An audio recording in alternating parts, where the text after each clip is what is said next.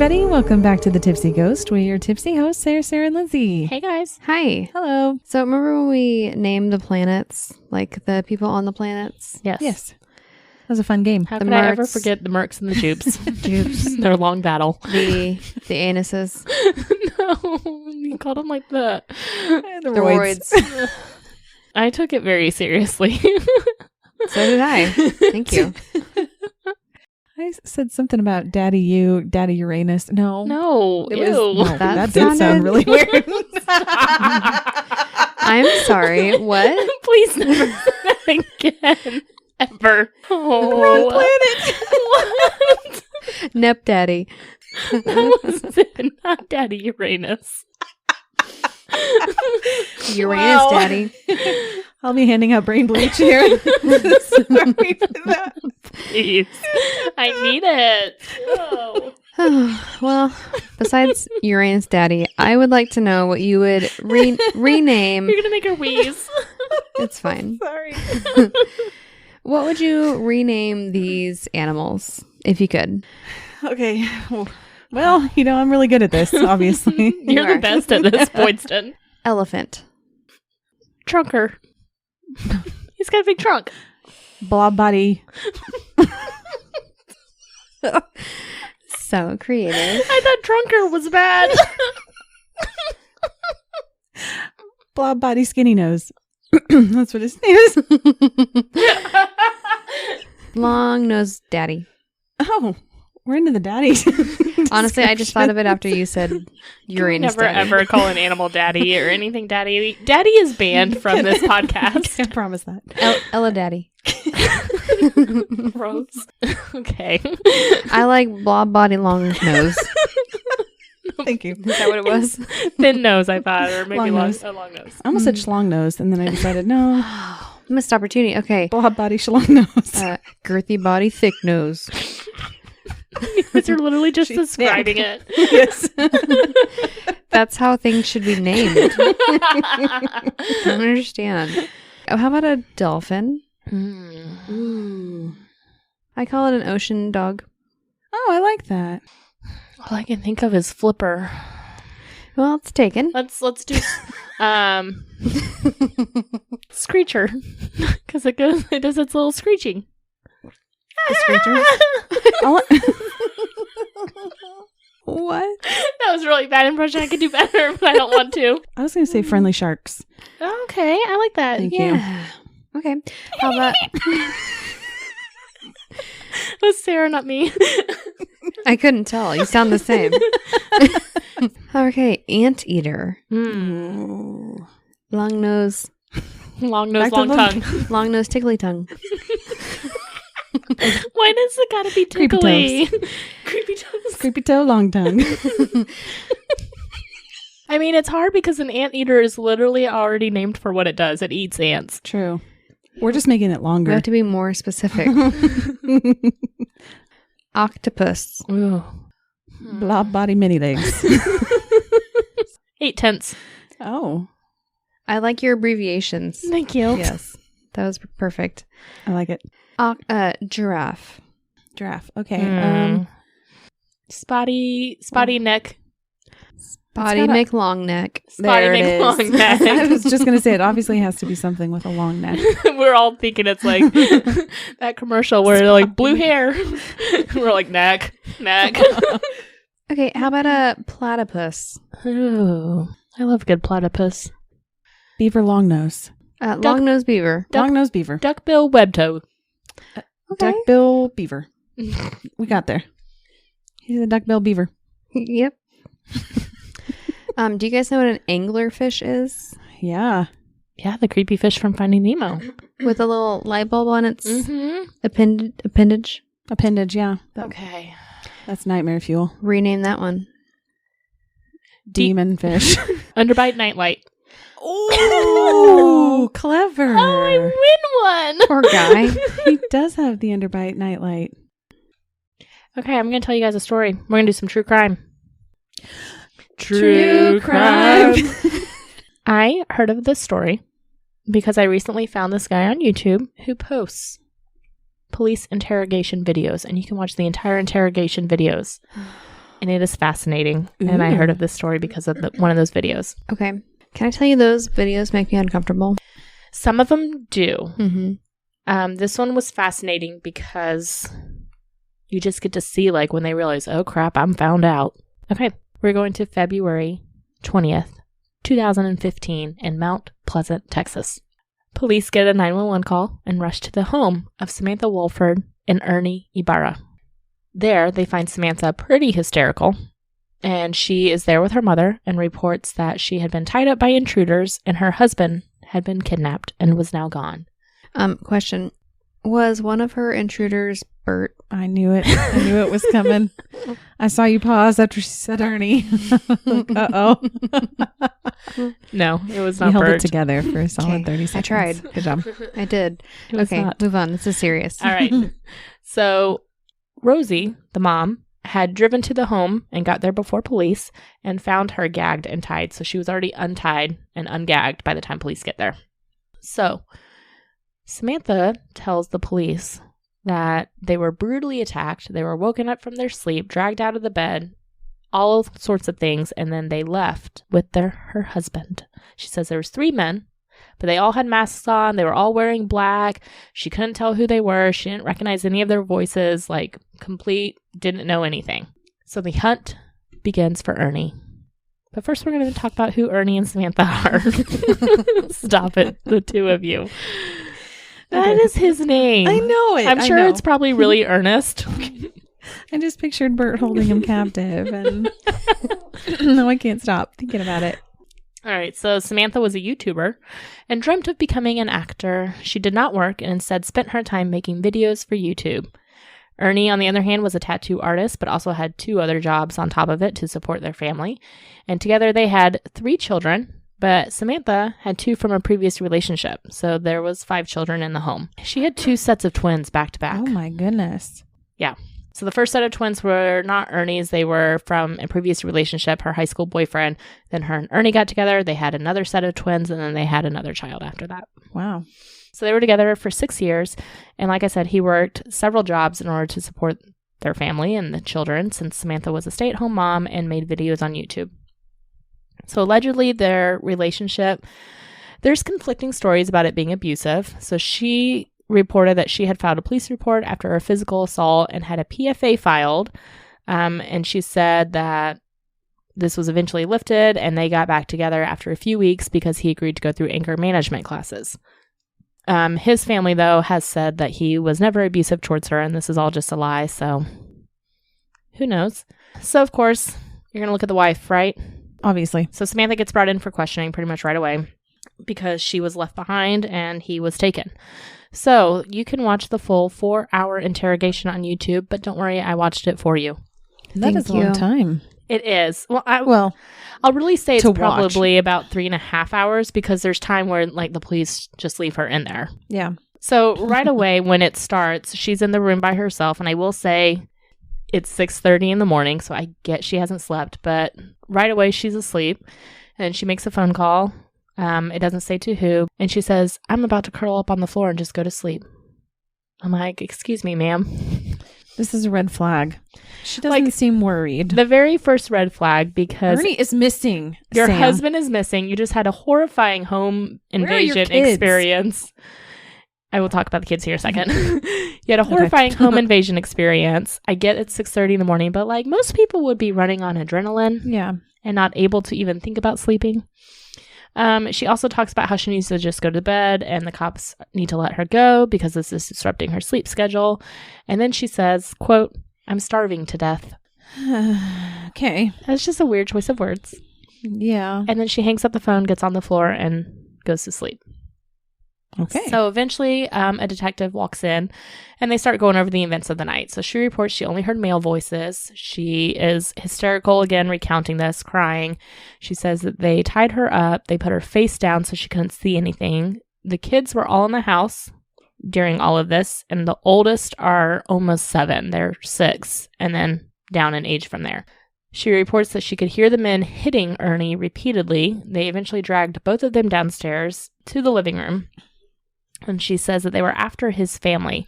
So Ernie's dad is a drug dealer, and this was well known. So she said that they were after his father. They were mad at his father for something, so they were coming after his family.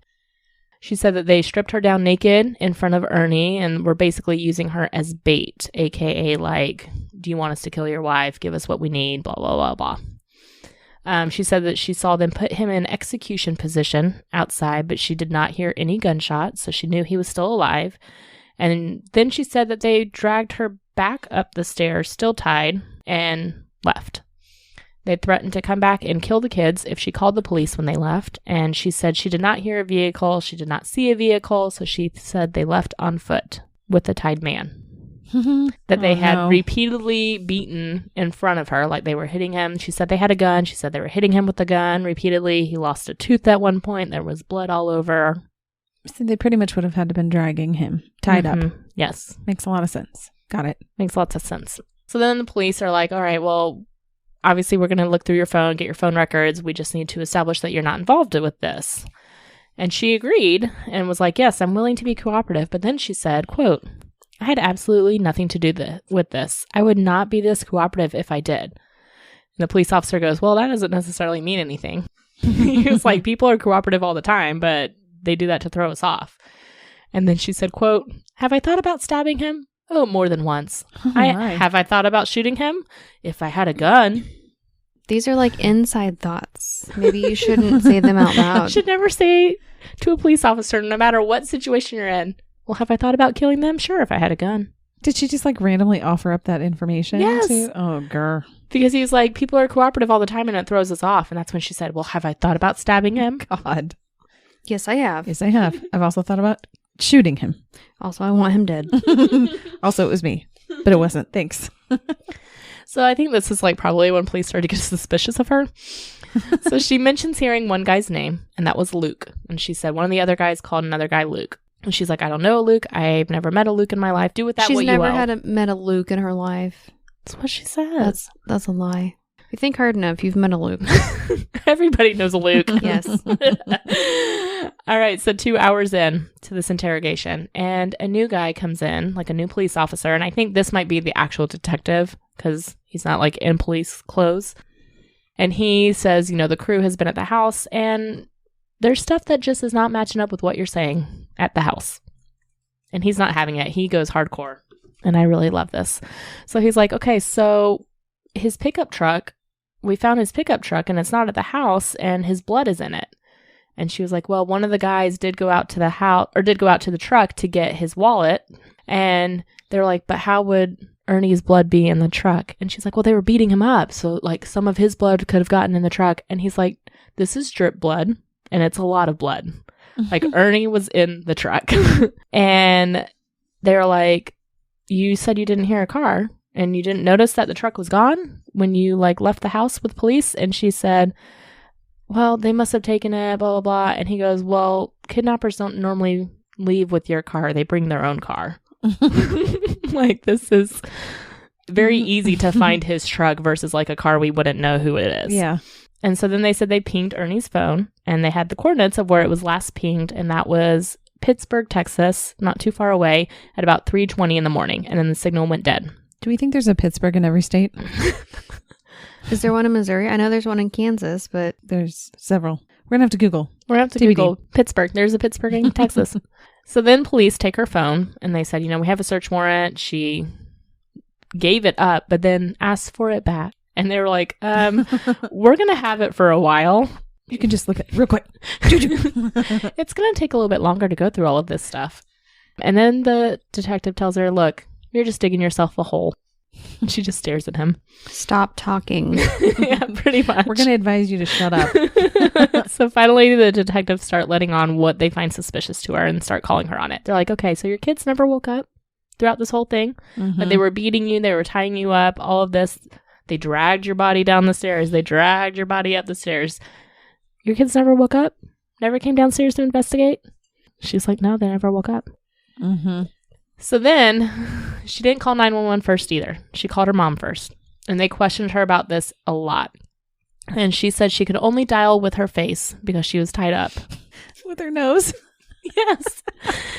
And they were like, how are you able to call your mom? And she goes, I can't call 911 with my face. And they go, how do you call your mom with your face?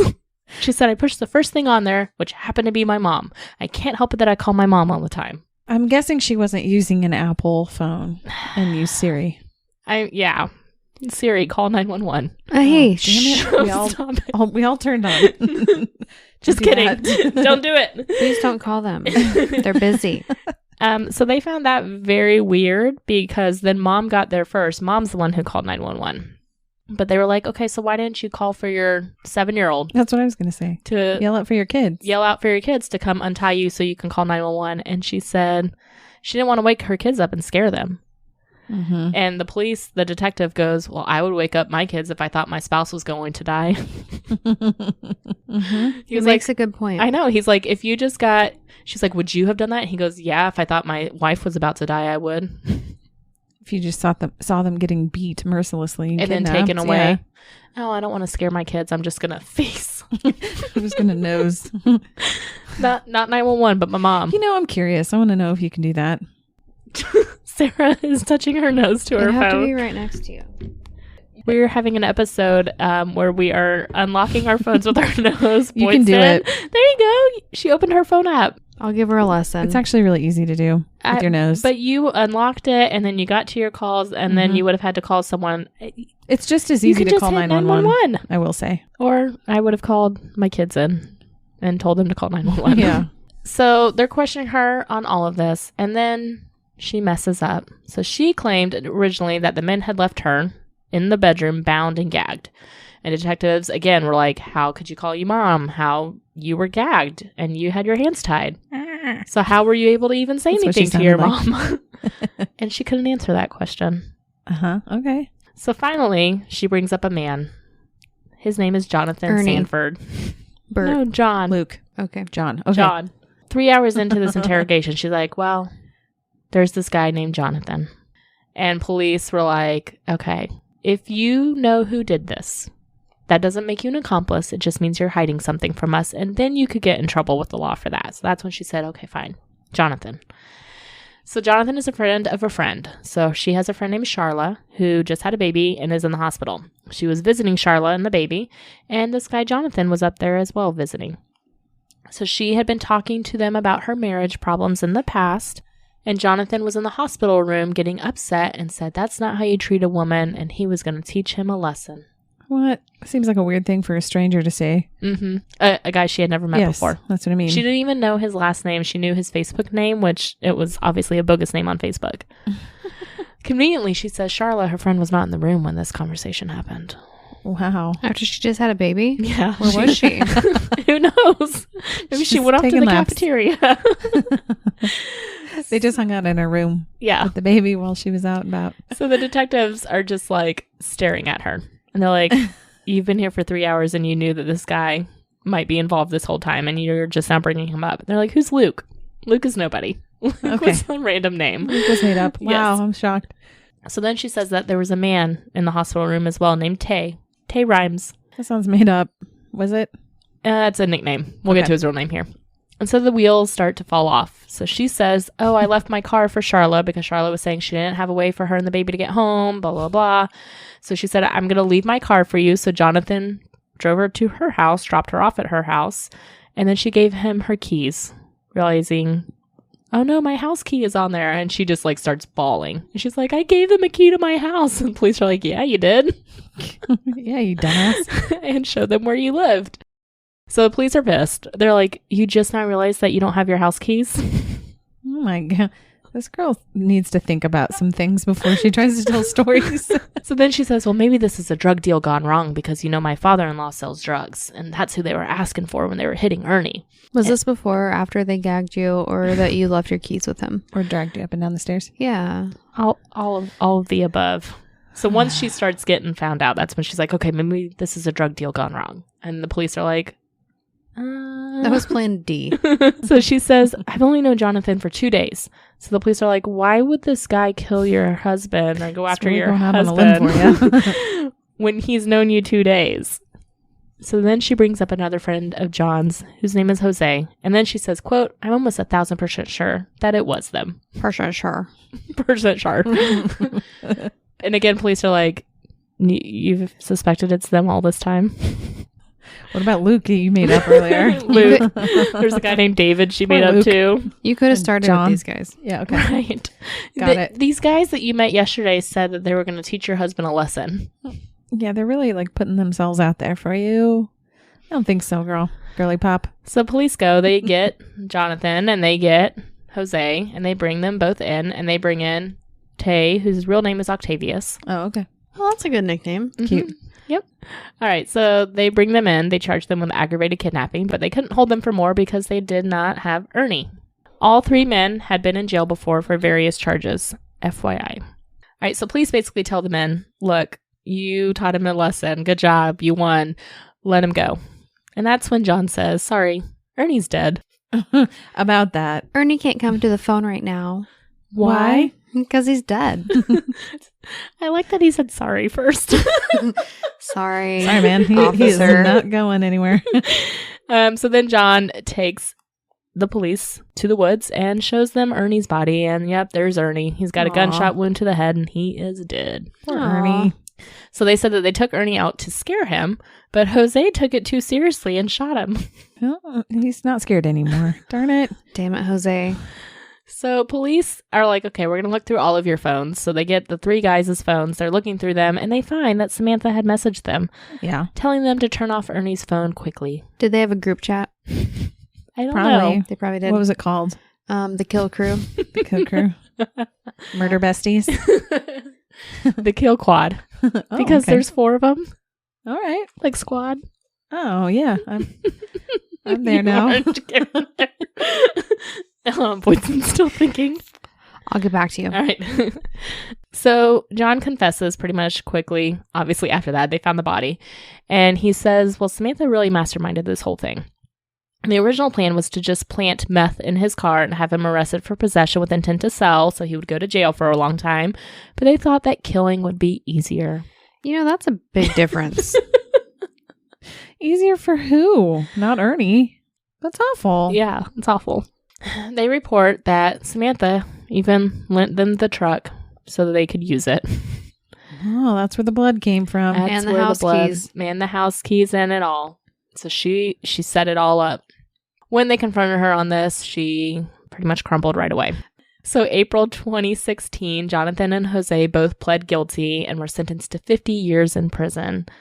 December 2016, Octavius decides to go to trial, and he was found guilty and received a combined prison sentence of 93 years. Was Tay with them? He Jose was and with John? them, but Jose's the one who pulled the trigger Why does he Yeah. get more time then? because they both pled guilty and didn't go to trial. So they probably took a plea deal. Oh, And September 2017, Samantha, of course, did not take a plea deal, and she went to trial and was found guilty of murder and gets 99 years in prison to be served consecutively with a 50-year sentence for abduction. She is currently incarcerated at the Carroll Young Complex in Dickinson, Texas. What happens to her children? Her children, I don't know if they went with family or if they went into the foster care system. If her family was able, hopefully they stayed in the family. Mm-hmm. Oh, Hopefully boy. they stayed within the family. But yeah, police kept telling her, they're like, if you just tell us what you know right away, we can work something out with you. And she would just not. kept going and going. She's not bright enough. Honestly, No, and she was all over She should have never YouTube. tried. And she shared her personal life all over YouTube. So they had all of that too that they looked at later. And they were like, she just liked the dramatics and thought she was putting on a show for us the whole time. Like the crying is all fake. You can tell. Her husband, who knows if he was physically abusive. She was telling police that everything was fine with them when he went missing. But she wanted him dead. And she got these random men that she had never met to kill him. I can't believe. Was she offering to pay them? No, she didn't have money. That is just bizarre that they're like, sure. It could be a different exchange. That's what I was wondering. Was that ever discussed? Not that I saw. Okay. Interesting. What's the name of the YouTube channel that you were watching? Damon Varial, like cereal, but with a V. Okay. Verial. And it's Damon Varial True Crime. Got it. Thank you, Lindsay. You are welcome. That is the story. That was an interesting perspective on the true crime. You know what this Oh, reminds me jeez. of? And it's probably because it's the only interrogation that I've seen in recent years is Chris Watts. That one was Like a rough putting on one a to watch. big show. Yeah. And then all of a sudden he's like, well, actually. Yeah. Oh, yeah. You got me now. Mm-hmm. Hey, Well, thanks. thank you for that. You're welcome. That is how true crime goes. Always. Can't help it. I know. All right, guys. Well, thanks so much for tuning in this week to our true crime episode. You can always find us at thetipsyghost.com with our socials linked from there, or send us an email at thetipsyghost@gmail.com. Please give us a 5-star rating and a great review anywhere you listen to podcasts. We really appreciate it, and it really does help. All right, guys. Thanks so much. We'll catch you next week. Okay, bye. Bye.